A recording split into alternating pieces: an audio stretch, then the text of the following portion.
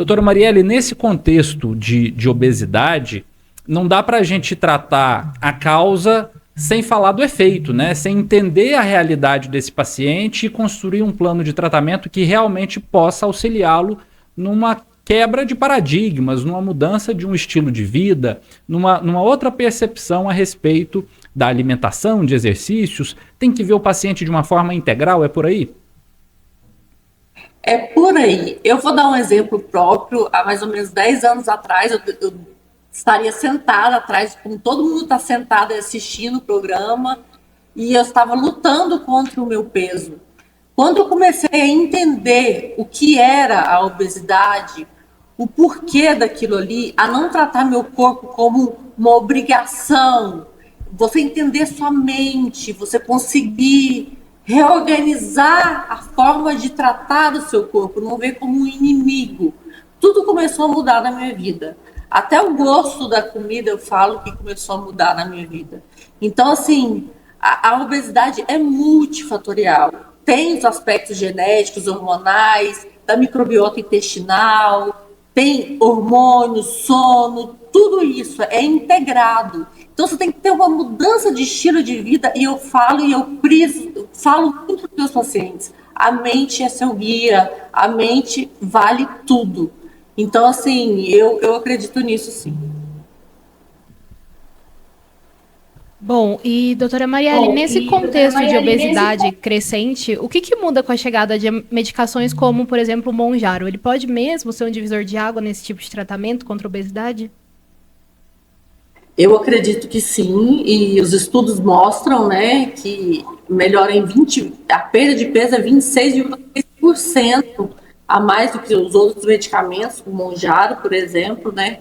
E assim, a redução da cirurgia bariátrica vai ter uma redução nisso, sim.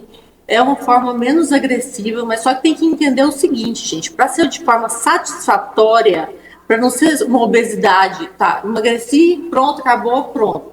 Não é isso. É como eu vou bater na tecla novamente. A obesidade é uma doença multifatorial. Se não tratada corretamente com um profissional que entenda isso, não vai adiantar nada. Nada ter as cretinhas emagrecedoras, como todo mundo está falando, né? Então tem que ser uma junção de tudo. Doutora, nós trouxemos aqui a informação de que é um problema que atinge também crianças. Essas medicações são seguras para todos? Crianças, por exemplo, podem usar essa medicação ou não? Não podem usar a medicação. Não, eu particularmente não indico, não prescrevo, e não é essa a minha primeira opção com criança. A minha primeira opção com criança já vem de outras coisas, né?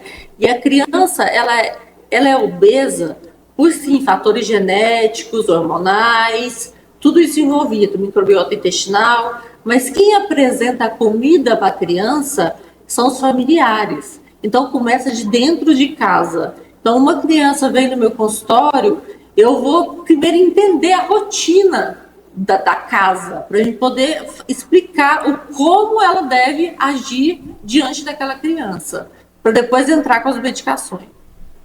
Certo. E tem, claro, uma preocupação que é natural do ser humano, né? Todos nós somos movidos também pelo ego, pela estética, pela vaidade. E aí entra um risco também de um eventual abuso dessa medicação para casos que são de finalidade puramente estética. Isso pode trazer consequências mais graves, efeitos colaterais, um modo de repetência no uso dessa medicação que passa a fazer com que isso traga problemas para o paciente? Com certeza, isso aí é dito e feito.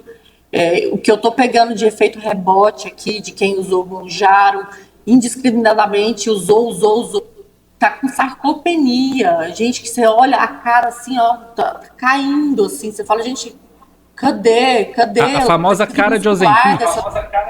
Exatamente, cadê o tecido muscular, o músculo? O músculo é qualidade de vida, gente, o músculo é tudo nessa vida, e um bom sono, que significa ter bom músculo, ter ter qualidade de vida. Sem músculo, você não tem qualidade de vida. Esse é o perigo do uso indiscriminado dessas canetas emagrecedoras, gente. Se não tiver uma dieta adequada, um plano de atividade física, uma mente que está entendendo por que ela está tirando aquele carboidrato simples, botando um composto, por que ela vai sair do jejum comendo aquilo ou outra coisa, por que eu faço um jejum 5-2 e não um jejum a semana toda. Tem todos esses detalhes. Então, assim, infelizmente, eu estou pegando muito efeito rebote aqui no meu consultório. Pois é, com tanta procura e com um preço alto, essas canetas acabaram criando um mercado paralelo e bastante perigoso. Só nos 2 primeiros meses do ano, mais de 470 unidades do Mounjaro foram apreendidas em aeroportos, muitas vezes escondidas em potes, em cosméticos, em roupas íntimas, até mesmo presas ao corpo. E é claro, esse transporte ilegal compromete a qualidade do medicamento, que exige uma refrigeração constante. E o uso sem acompanhamento médico pode trazer efeitos adversos sérios, como a doutora Marielle nos explicou, como náuseas, vômitos, pancreatite e problemas renais. A Agência Nacional de Vigilância Sanitária já exige receita médica retida e os especialistas são unânimes. Essas medicações não devem ser usadas para fins puramente estéticos ou por pessoas sem indicação clínica. Doutora, o uso sem acompanhamento, a compra ilegal desses medicamentos tem crescido. E aí, assim, não faz sentido cuidar da saúde usando um medicamento que chegou, sabe-se lá como, ao Brasil e talvez até com o risco de algum prejuízo ou de algum dano à medicação por conta desse transporte indevido, né? Não, com certeza. Foi absurdo, né? Esse boom do Mounjaro, a forma como ele estava sendo estava vindo para o Brasil. Eu não vou mentir para você, tive pacientes que estavam usando de forma ilegal, para mim é de forma ilegal mesmo. Eu tive que acompanhar esses pacientes, apesar dos efeitos colaterais serem menores, como náuseas, vômito, diarreia, constipação, mas tinha aquele efeito rebote de todos esses efeitos colaterais, da própria medicação. Então, assim, eu acredito que isso foi crucial e graças a Deus a gente consegue agora ter uma nova imagem, né, desse Mounjaro chegando no Brasil. E eu acredito que vai ajudar muita gente também. Um bom acompanhamento do seu especialista, do seu nutrólogo, do médico que estiver do seu lado para tratar a sua obesidade, não a sua estética, né? Porque estética é muito fácil, né? O pessoal vai lá, pega, usa, passa um pouquinho, para de usar, engorda mais 3 quilos, vou usar de novo. Agora não tem como fazer isso, né? Isso vai ser bem legal. Isso eu tô agradecida.